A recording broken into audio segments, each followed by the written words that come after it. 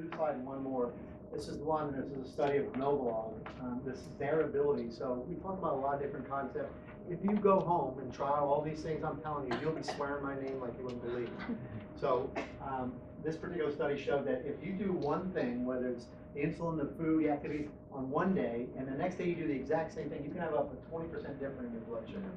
Right now, when you start comparing notes about your kid compared to someone else, you can have up to a 35% difference. So this is where it becomes an individualized disease. So be careful about, these are some of the resources. People were asking about books for athletics, for athletes, a diabetic athlete, very good book. For people not on pumps, good chapter in exercise on there, using insulin. This is by John Walsh. The pumping insulin for the pumpers. This is very good for patients. I think this is really good for clinicians. And if you're really into it, you know, this is good for you too, but this is very practical. Howard Wolper from up in Boston, Jocelyn wrote this with educator Marie Gallego. All right. I'm going to end right here. So there are a fair amount of people with continuous monitors on here, and this is a study of one. Guess who the study of one is? Yeah. Why is it always got to be about Rick?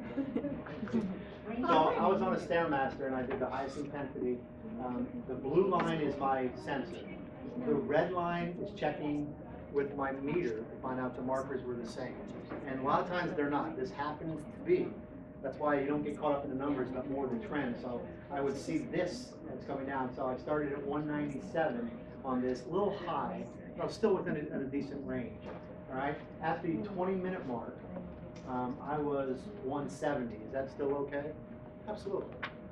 And I slowed down the test and I cranked it back up.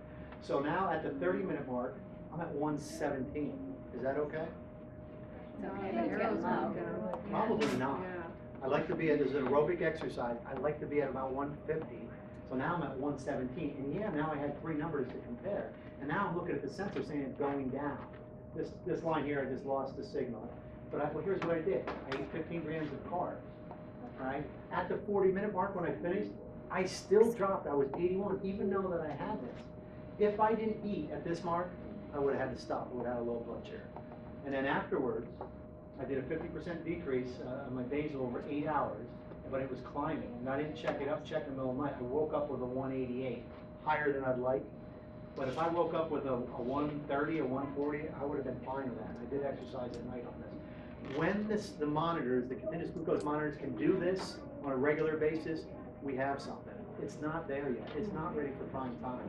And for anyone out there, whether you're wearing it or thinking about wearing it, thinking you can do this without including finger sticks along the way for verification, you're playing with fire.